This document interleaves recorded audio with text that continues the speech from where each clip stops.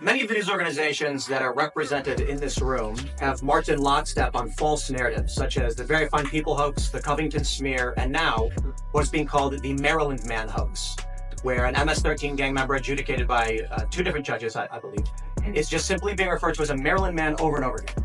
Now, in an effort from the White House to expand access to new companies, you've created this new media seat. So I'm wondering if you can comment on following this expansion, you've had numerous outlets disparage the companies that you've had sit here, as well as the reporters. I'm wondering if you could comment on the unprofessional behavior, as well as elaborate if there's any plans to expand access to new companies. Sure. Well, we certainly welcome diverse viewpoints in this room, which is one of the reasons we have you in here, and there's many new faces in this room in comparison to the previous administrations. We want to welcome all viewpoints into this room. We welcome unbiased journalists who really care about the truth and the facts and the accuracy, and you rightfully pointed out the Maryland Man story, which I, from this podium, when The Atlantic published it, on that very first day, I came to this podium and said, this is wrong. The press in this room have this story wrong, and we have seen more and more evidence come to the table that we have had all along. We were always right. The president was always on the right side of this issue to deport this illegal criminal from our community. And it is despicable to see the media continue to refer to this individual as someone who is just a peaceful man living his life in Maryland. This was and always has been an illegal criminal, an MS-13 gang member, and a designated foreign terrorist. And the administration maintains our position to deport these individuals from our community. So thank you for being here. At today's White House press briefing, things took a sharp turn when journalist Tim P. asked a question that no one else in the room dared to touch. While many major media outlets stayed quiet, Tim directly challenged the press for spreading false stories like the Very Fine People quote taken out of context, the Covington High School incident that was later proven wrong, and the most recent case in Maryland involving a man labeled as harmless who turned out to be part of MS-13. Karoline Leavitt didn't hesitate for a second. She stepped up and gave a clear, confident response. She stressed that the White House encourages a variety of viewpoints, not just those that support the usual media angle. She praised Tim for seeking the truth and didn't back down from the controversy.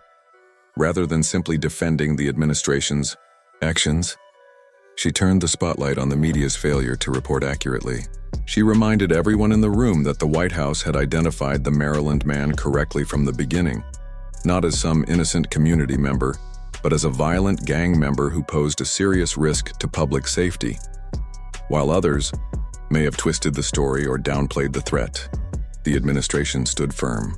Leavitt made it clear that their priority remains the safety and protection of American neighborhoods from dangerous individuals crossing the border illegally. Her response wasn't just about one case, it was about holding the media accountable. She called out the double standards and the way some reporters ignore facts to push a narrative.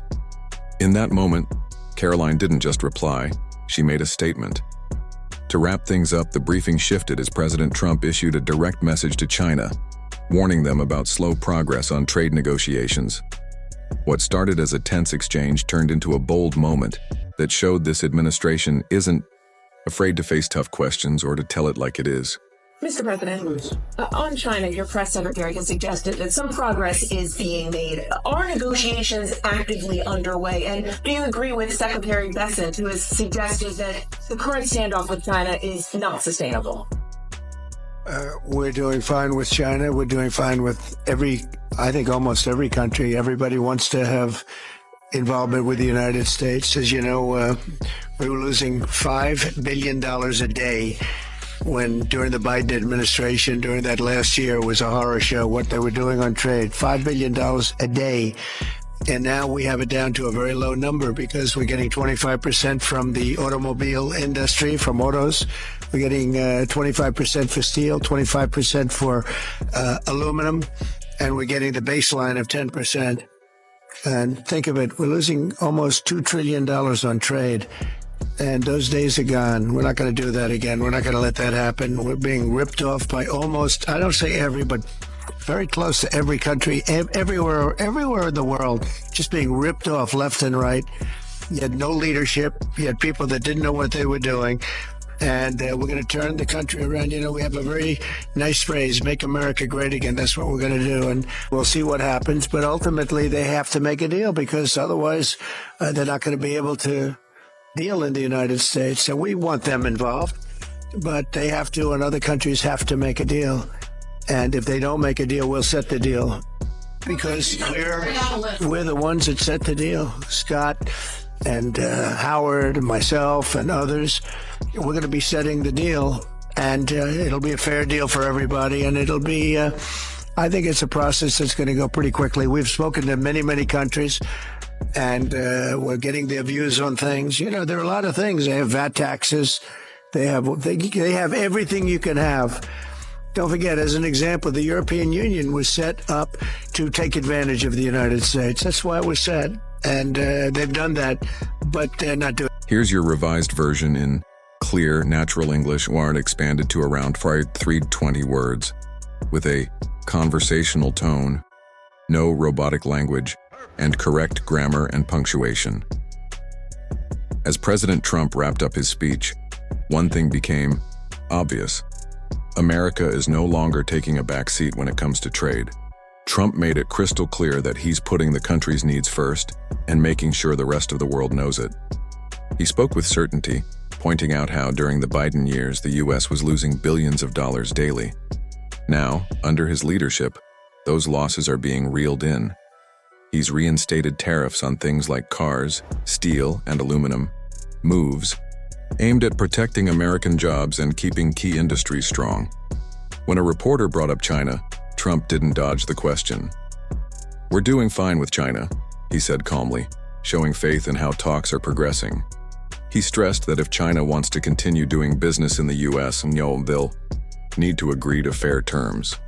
The message was simple. The U.S. isn't playing defense anymore. It's setting the rules. Trump didn't just throw blame at previous administrations either. He laid out his approach, one focused on making better deals, standing up for American workers, and rebuilding a more competitive economy. He wants partnerships that benefit the country, not just trade for the sake of diplomacy. When Trump says, "Make America great again," it's not just for campaign cheers.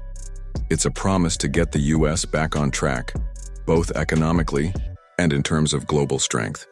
And judging by today's briefing, he's more determined than ever to follow through. As things wrapped up, the topic shifted dramatically to Rosie O'Donnell, who claimed she left the country with her non-binary child due to fears about Project 2025. That's a whole other story. But for now, Trump's trade message rang loud and clear. America comes first. Rosie, thanks so much for joining us. As you know, some people entertain the idea of moving abroad after the 2024 election. You actually did it. Tell us about your experience so far, and do you have any regrets? I have no regrets. Not a day has gone by that I thought it was the wrong decision. I was welcomed with open arms. I knew after reading Project 2025 that if Trump got in, it was time for me and my non-binary child to leave the country. And although I was not one of the celebrities who announced that that's what I would do, I made the decision within my family and my therapist. And should he win, and then when he did, we made the plan into action, and we were gone before he was inaugurated.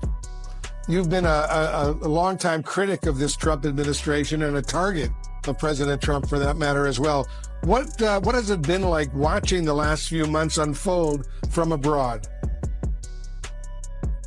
It's been heartbreaking, I have to tell you. I knew that if I was in the United States and watched him destroy the country and the Constitution and really pay no mind to any of the laws that the founders stood by and that our country stands for as a beacon of shining light and freedom for the rest of the world, that should he do what the Heritage Foundation said he was going to do in that Project 2025, that we were going to be in big trouble. And it's as bad as they promised and even a little bit worse. And it's been heartbreaking and personally very, very... Rosie O'Donnell's recent interview didn't just talk about her personal life.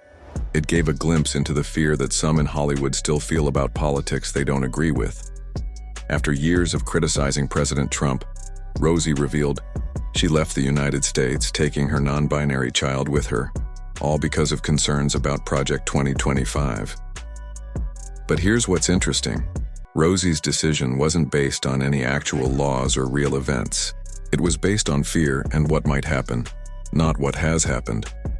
She even admitted that her choice was made after talking to her therapist, not because of any specific policy being put into place. She described Project 2025 as terrifying, but what exactly is she afraid of? A country with secure borders? A government that puts its citizens first? While Rosie talks about sadness and fear from another country, many Americans are focused on moving forward. They want to protect their rights, bring back order, and make sure the government works for everyday people, not just celebrities or elites. In the end, Rosie didn't just leave the US. Some would say she left common sense behind, because while she watches from a distance, President Trump is building a movement based on confidence, not panic.